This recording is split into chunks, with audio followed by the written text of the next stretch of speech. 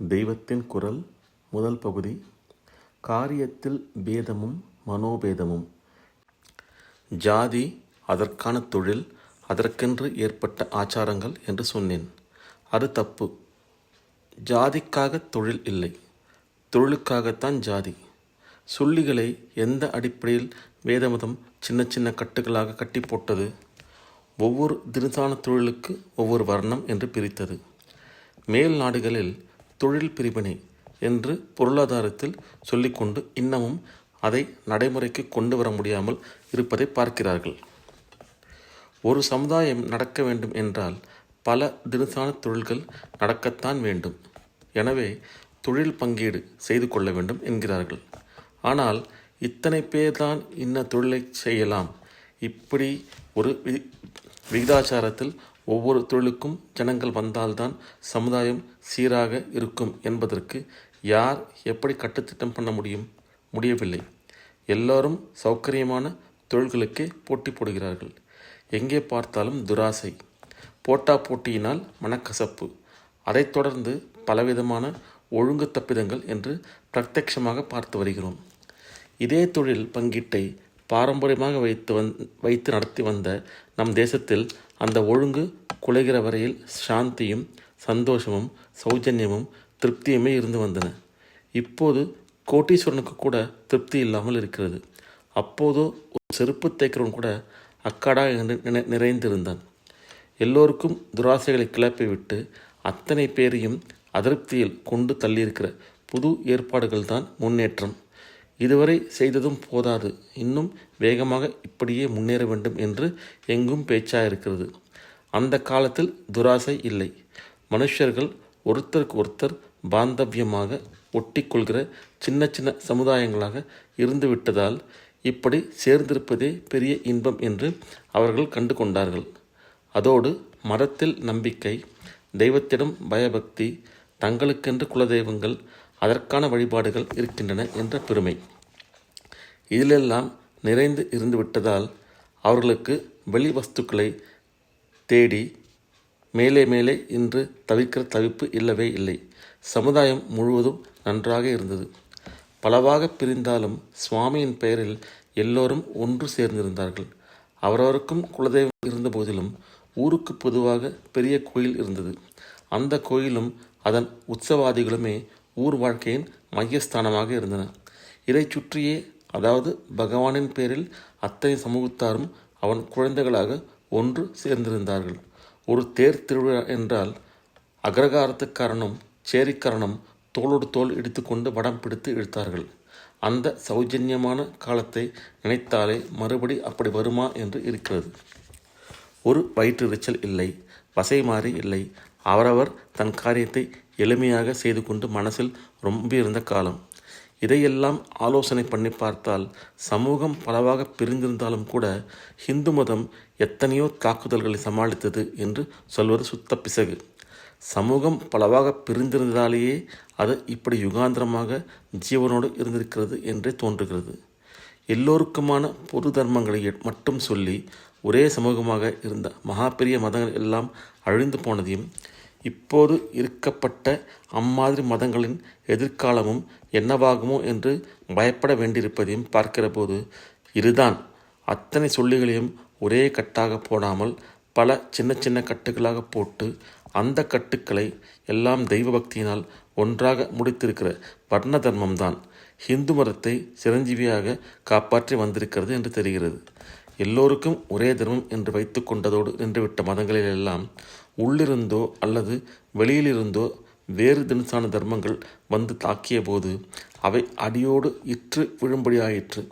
இந்தியாவில் பல தினசான தர்மங்களும் பொதுவான தர்மத்துக்குள் இருந்ததால் வேறு தர்மங்கள் உள்ளேயே எழுந்தால் அல்லது வெளியிலிருந்து வந்து தாக்கினால் அவற்றையும் தள்ள வேண்டியதை தள்ளி கொள்ள வேண்டியதை கொள்வதற்காக இடம் கொடுக்க முடிந்தது. நம் நாட்டுக்குள்ளே புத்த ஜீன மதங்கள் வேதத்தின் ஒவ்வொரு அம்சத்தில் எழுந்தன. அதனால் ஹிந்து மதமே இவற்றையும் தனக்குள் தரித்து கொண்டு விட்டது. பலவாக தர்மங்கள் விரிந்து இருந்ததால் இன்னும் புரிசான பலவற்றுக்கும் இடம் தந்து தனதாக்கி கொள்ள முடிந்தது. அவற்றை எதிரியாக நினைத்து சண்டை போட்டு தோற்றுப்போக வேண்டியிருக்கவில்லை. முஸ்லிம்கள் வந்த பின் அவர்களுடைய சில பழக்கங்கள் மட்டும் நம்மவருக்கு வந்தன. தத்துவம் என்று எதையும் அவர்களிடமிருந்து எடுத்துக்கொண்டதாக சொல்வதற்கு இல்லையானாலும் உடுப்பு போன்ற சில விஷயங்களில், சங்கீதம், சிற்பம், சித்திரம் போன்றவற்றில் அவர்களுடைய வழிகளை கொஞ்சம் எடுத்துக்கொண்டோம். அதுவும் நம்முடைய வைதிக கலாச்சார பிரபாகத்தில் தனியாக நிற்காமல் கரைந்து போயிற்று. இது கூட வடக்கே தான் ஜாஸ்தி நடந்தது. தென்னிந்தியா துருக்க இன்ஃப்ளூயன்ஸுக்கு ரொம்பவும் ஆளாகாமல் கூடிய மட்டும் தன் பழைய வழியிலேயே இருந்தது. அப்புறம் வெள்ளைக்காரர்கள் வந்த பின் எல்லோருக்குமே வடக்கு தெற்கு என்ற பேதமில்லாமல் தேசம் முழுவதிலுமே வைதிக நம்பிக்கை குறைந்து வந்திருக்கிறது. ஏன் நிலைமை இப்படி கொஞ்சம் கொஞ்சமாக மாறிற்று? ஏன் இப்போது அரசியல் தலைவர்களாக இருக்கப்பட்ட எல்லோரும் வர்ண தர்மத்தை காஸ்டிசம் என்று கரித்து கொட்டும்படியாக இருக்கிறது? தேசத்தின் முன்னேற்றத்துக்கே ஜாதிதான் பெரிய தீமை செய்கிறது என்ற அபிப்பிராயம் பரவலாக உண்டாகியிருப்பது ஏன்? ஜாதி என்று சொன்னாலே ஜெயிலில் பிடித்து போட்டு விட வேண்டும் என்று நினைக்கிற அளவுக்கு ஆகியிருப்பது எதனால்? இதற்கு எனக்கு தெரிந்த மட்டும் காரணங்களை யார் பொறுப்பாளி என்பதை பின்னால் சொல்கிறேன். தற்போது வர்ண தர்மத்தை ஒழித்து கட்டிவிட வேண்டும் என்பவர்கள் எதனால் இப்படி சொல்கிறார்கள் என்பதை முதலில் பார்க்கலாம். அவர்களுக்கு வர்ண தர்மத்தில் ரொம்பவும் ஏற்றத்தாழ்வு இருப்பது போல் தெரிகிறது. இப்படி இருக்கக்கூடாது, எல்லாரையும் ஒரே மாதிரி ஆக்கி உயர்த்த வேண்டும் என்று ஆசைப்படுகிறார்கள். ஆனால் இது காரிய சாத்தியம்தானா? இதை தெரிந்து கொள்வதற்கு ஜாதி முறை இல்லாத மற்ற தேசங்களை பார்த்தாலே போதும். எல்லாம் சமமாகி விடுவது ஒரு நாளும் நடக்காத காரியம் என்பதற்கு அந்த தேசங்கள் எல்லாம் பிரத்யக்ஷ உதாரணங்களாக இருக்கின்றன. அங்கெல்லாம் உயர்த்தி தாழ்த்தி இல்லை என்றால் வர்க்க பூசல்கள் இருக்கக்கூடாது தானே. ஆனால் யதார்த்தத்தில் இப்படியா இருக்கிறது? எங்கே பார்த்தாலும் சௌகரியப்படுகிறவர்கள் சௌகரியப்படாதவர்கள் என்ற பிரிவும் இவர்களுக்குள் சண்டையும் இருந்து கொண்டு தான் இருக்கின்றன. நம் தர்மத்தை உள்ளபடி புரிந்து கொண்டால் ஜாதியால் பெரியவன் சின்னவன் என்று வாஸ்தவத்தில் இல்லவே இல்லை. ஆனால் எதனாலோ அப்படி ஒரு அபிப்பிராயம் வந்துவிட்டதாகவே வைத்துக்கொள்வோம். இந்த எண்ணத்தை போக்கடிக்க வேண்டியது தான் நம் கடமையை ஒழிய அதற்காக இந்த முறையே தொலைக்கக்கூடாது. இப்போதைக்கு ஜாதியில் உயர்த்தி தாழ்த்தி எண்ணத்தையும் அதனால் உண்டான மனக்கசப்பையும் ஒத்துக்கொண்டாலும் கூட மற்ற தேசங்களிலும் இந்த மனக்கசப்பு சமூக பிரிவுகளிடையே இருக்கத்தான் செய்கிறது. அங்கெல்லாம் ஜாதியால் உயர்ந்தவன் என்று உரிமை கொண்டாடுகின்றான் என்று ஒருவனிடம் துவேஷம் இல்லாவிட்டாலும் பணத்தால் நம்மை விட உயர்ந்தவன், பதவியால் உயர்ந்தவன் என்று இன்னொருத்தனிடம் வெறுப்பு இருக்கத்தான் செய்கிறது. அமெரிக்காவில் ஒருத்தனுக்குமே சாப்பாட்டுக்கோ துணிக்கோ ஜாகைக்கோ குறைச்சல் இல்லை. வேலைக்காரனும் கூட கார் இருக்கிறது என்கிறார்கள். எனவே அவரவரும் திருப்தியாக இருக்க வேண்டியதுதானே. ஆனால் நாம் பார்ப்பதென்ன? அங்கேயும் ஒரு கார் வைத்திருக்கிறவன் 2 கார் வைத்திருக்கிறவனை பார்த்து வயிற்றெரிச்சல் பட்டு கொண்டு தான் இருக்கிறான். பேங்கில் $1,00,00,000 வைத்திருப்பவன் $2 கோடி வைத்திருப்பவனை பார்த்து அசூயைப்படுகிறான். தனக்கு ஜீவிக்க எல்லா சௌகரியமும் இருந்தும் கூட தன்னை விட பணம் ஜாஸ்தி இருப்பவனை பார்த்து உரிமை சண்டை சலுகை சண்டை எல்லாம் கிளப்புகிறான் என்றால் என்ன அர்த்தம்? அவன் தன்னை விட உயர்ந்த ஸ்திதியில் இருக்கிறான் என்று இவன் நினைக்கிறான் என்றுதானே அர்த்தம். இப்படியாக அங்கெல்லாம் உள்ளூர ஒரு தினசில் உயர்த்தி தாழ்த்தி எண்ணங்கள் இருக்கத்தான் செய்கிறது. கம்யூனிஸ்ட் தேசம் மாதிரி எல்லோருக்குமே சம்பளத்தை சமமாக அளந்து தருவதாக வைத்து கொண்டாலும் அங்கேயும் கூட ஒருத்தன் ஆஃபீஸராகவும் இன்னொருத்தன் கிளார்க்காகவும் இருக்கத்தான் வேண்டியிருக்கிறது. வெளியிலே சண்டை போட முடியாதபடி இராஜாங்க நிர்பந்தம் வேண்டுமானால் இருக்கலாமே ஒழிய இந்த மாதிரி பதவியிலும் ஸ்தானத்திலும் வித்தியாசம் இருக்கிற வரையில் உள்ளுர போட்டி அசூயை இருக்கத்தான் செய்யும். கம்யூனிஸ்ட் தேசங்களில்தான் ரொம்ப உயர்ந்த லெவலிலேயே இந்த போட்டி ஏற்பட்டு இன்றைக்கு சர்வாதிகாரி மாதிரி இருக்கிற ஒருத்தன் நாளைக்கு போன இடமே தெரியாமல் போய் இன்னொருத்தன் அந்த ஸ்தானத்தில் வந்து உட்காருகிறான்.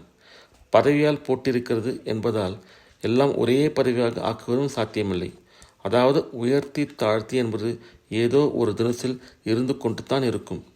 சமூக சௌஜன்யத்துக்கு குந்தகமாக போட்டியிலும் அசூயையிலும் கொண்டு விடுகிற இப்படிப்பட்ட உயர்த்தி தாழ்த்தி ஏற்பாடுகளை விட பாரம்பரியத்தால் உண்டானதாக தப்பாக நினைக்கப்படுகிற ஏற்றத்தாழ்வுதான் இருந்துவிட்டு போகட்டுமே என்று கூட தோன்றுகிறது.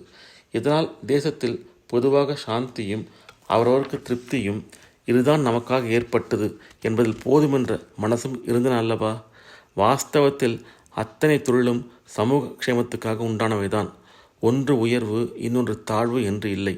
எந்த தொழிலை செய்தாலும் ஆசை வயப்படாமல் அதை சுத்தமாக பண்ணி ஈஸ்வரார்ப்பணம் செய்தால் அதைவிட சித்த சுத்திக்கு வேறு மருந்தில்லை. ஒன்று உயர்ந்தது, இன்னொன்று தாழ்ந்தது என்பது அடியோடு பிசகு. ஆனால் இப்படி பிசகாக நினைத்தால் கூட பரவாயில்லை. மற்ற தேசங்களிலும் இதைவிட பிசகான ஏற்றத்தாழ்வுகள் இருக்கத்தான் செய்கின்றன. அதனால் இங்கே இல்லாத போட்டி சண்டைதான் அங்கெல்லாம் உண்டாகின்றன என்று சொல்ல வந்தேன். நாம் பிரிந்தே ஒற்றுமையாக இருந்து நம் நாகரிகத்தை பெரியதாக வளர்த்திருக்கிறோம். மற்றவர்கள் பிரியாமல் இருப்பதாக நினைத்து கொண்டே ஒற்றுமை இல்லாமல் இருந்துதான் அந்த நாகரிகங்கள் விழுந்து விட்டிருக்கின்றன. இங்கே காரியத்தில் மட்டும் பேதம் இருந்து உள்ளூர ஐக்கியம் இருந்ததால் நாகரிகம் வளர்ந்தது. அங்கெல்லாம் காரியத்தில் பேதம் இல்லாமல் அதனால் வந்த போட்டியாலேயே மனோபேதங்கள் உண்டானதால் வெளி நாகரிகங்கள் படையெடுத்து வந்தபோது அவற்றிடம் உள்ளூர் நாகரிகங்கள் தோற்றுப்போக நேர்ந்தது. எல்லாவற்றையும் ஒன்றாகவும் பண்ணி உயர்வாகவும் வைத்திருப்பது என்பது நடைமுறையில் சாத்தியமில்லை. எல்லாம் ஒரேடியாக பிரித்து பேதப்பட்டு கிடப்பதும் உதவாது. இரண்டுக்கும் மத்தியமாக சமரசமாக ஒரு வழியை தர்மசாஸ்திரம் தந்திருக்கிறது. நான் அதற்கு பிரதிநிதியாக வந்திருக்கிறேன். அதனால்தான் அனுஷ்டானத்தில் வேற்றுமையும் வேண்டும், இருதயத்தில் ஒற்றுமை வேண்டும் என்கிறேன். இரண்டையும் குழப்ப வேண்டாம் என்கிறேன். வெளிக்காரியங்களில் எத்தனை வேற்றுமை இருந்தாலும் இதயத்தில் அன்பு இருந்தால் தேசத்தில் பரமசாந்தமே இருக்கும். யுகாந்திரமாக நம் தேசத்தில் அப்படித்தான் சமூகம் சாந்தமாக இருந்து வந்தது. அவரவரும் சுயநலனை மட்டும் எண்ணாமல் சகல ஜனங்களுக்காகவும் நாம் இந்த கர்மத்தை செய்கிறோம் என்ற மனோபாவத்துடன் தங்கள் பரம்பரை கர்மத்தை செய்தால் ஏற்றத்தாழ்வு இல்லை. என்ன விபரீதம் ஏற்பட்டாலும் சாமானிய தர்மங்களை அனைவரும், விசேஷ தர்மங்களை அவரவரும் கூடிய வரையில் ரட்சித்து வந்தால் எந்த நாளும் நமக்கு குறை வராது. ஓம் நம சிவாய.